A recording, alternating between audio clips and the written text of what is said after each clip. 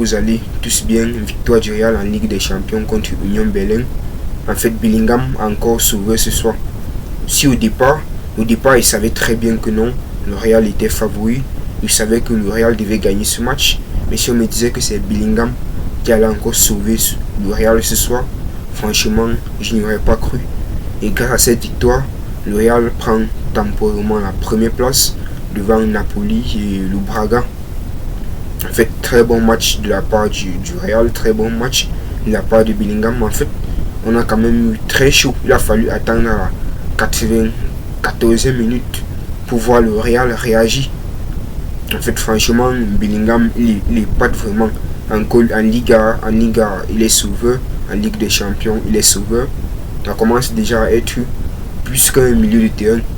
Donc, il joue déjà pleinement le rôle d'un avant-centre. Et je me demande bien si Ancelotti ne va pas songer à le mettre à la place de Benzema. Et franchement, pour moi, il a les qualités pour jouer en avant-centre. Dans ce match, tout n'était pas quand même très rose. Parce que si le Real a gagné à la 94e minute, ça veut dire que durant tout le match, ils n'ont pas su trouver la solution. Ils n'ont pas su prendre l'avantage très très vite. Donc ils se sont créés quelques petits frayeurs et ils ont très bien réagi à la dernière minute. Mais moi je trouve ça quand même très très bien. On connaît que le Real a l'habitude de souffrir, mais au final le Real gagne toujours. Notamment parce qu'ils ont hérité une très bonne défense de Union Berlin qui jouait très bas, qui jouait très bien, ne prenait pas trop de risques. Rosselló aussi qui a fait un très bon match. En fait, Lukas Modric, vraiment un très bon match de sa part. À le voir Lukas Modric jouer, on ne peut pas s'imaginer qu'en fait c'est un vieux. Franchement, il est encore là frais comme un jeune joueur. Je me demande bien s'il va un jour prendre sa retraite. Il y a aussi un Vasquez aussi très bon qui a apporté beaucoup offensivement. Parce que vous savez, Militao est blessé et il fallait quand même faire des choix vu que c'est Militao qui est le patron de la charnière centrale. C'est donc Rudiger et Nacho qui ont donc assumé ce rôle. Un très bon match de la part du Real quand même. On va commencer à noter les joueurs.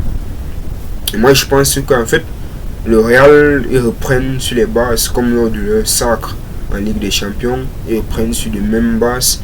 Ils se font des frayeurs. Et au final, à la dernière minute, ils prennent toujours l'avantage. On va commencer à noter les joueurs. On va commencer par le gardien Kepa. 7-10. Pourquoi? C'est vrai que Kepa, ce soir, n'a pas eu très grand chose à faire, mais il a quand même gardé les cages inviolées, sans compter qu'il était là dans quelques sorties. Ça a rassuré son équipe et du coup, il peut avoir cette note de 7-10. On a Lucas Vasquez. 8,1/10. Pour moi, ce soir, il a été plus qu'un ailier. Il a été plus qu'un ailier parce qu'il a beaucoup apporté offensivement. Plus qu'un latéral, devrais-je dire. Il a beaucoup apporté offensivement, il a bien défendu. Le Real n'a pas pris de but et au final, le Real a remporté ce match 1-0 et c'est le plus important. Rudiger et Nacho. 7-10 parce que si le Real a eu 75% de position, c'est notamment grâce à cette charnière avec Alaba et notamment grâce à toutes ces défenses qui a su garder le ballon, qui a su créer un lien avec le milieu de terrain. Et notamment on va arriver sur le milieu de terrain avec Modric, le papy Modric, 8,2/10. Très bon match aussi de la part de Modric. Franchement, il n'y a pas vraiment de jeu décevant du côté du Real. Modric, nous sommes déjà habitués à avoir une top performance de sa part. Même à cet âge, il continue à éblouir et je trouve ça quand même très bien. Tchouaméni, 7,1/10. Très bon match de sa part quand même pour son poste quand même.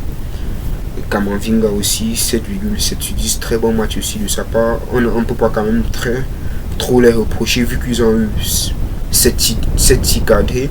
S'ils n'ont pas marqué, c'est juste parce que le gardien en face, à un moment donné du match, il était très très fort. Et du coup, ça les a empêchés de faire but. On revient avec Bellingham. Il va donner un bon 9/10 à Bellingham. Pourquoi? Parce que c'est vrai que Bellingham c'est un milieu de terrain et il a un poste un peu plus offensif. Et son rôle principal, c'est pas vraiment de marquer des buts, mais d'essayer de créer du jeu, essayer de donner les passes décisives, essayer d'apporter un petit peu sa vision. Mais au-delà de ça, il arrive à dépasser ses fonctions. C'est qu'il lui arrive à chaque fois à faire but. Parce qu'il est toujours là dans la surface en train de rôder comme un Karim Benzema. D'ailleurs, il nous rappelle Karim Benzema. Et à chaque fois, ça fait toujours but, ça fait toujours très mal à l'adversaire. Et tu vois qu'en fait, Bellingham, cette saison, c'est plus que recru même pour le Real. En fait, c'est un monstre ce jeu. Rodrigo, 6,6, c'est vrai que Rodrigo, ce qu'on attendait réellement, parce que si je dis Rodrigo, ce qu'on attendait vraiment de lui, c'était marquer ce soir, mais il n'a pas marqué. Il a excellé dans un autre niveau. Donc, vous savez, le rôle d'un attaquant, c'est pas uniquement de marquer. Un attaquant peut être très bon au cours d'un match, mais sans marquer, ça a été le cas pour Rodrigo ce soir. Rosselló aussi, très bon match aussi de sa part. En fait, dans l'ensemble, je crois que le Real a une note de 7,58 sur 10. Plutôt pas mal. Le Real qui commence déjà cette Ligue des Champions de la meilleure des manières. Parce qu'il faut rappeler, les équipes allemandes, ce ne sont pas quand même des équipes très faciles à jouer.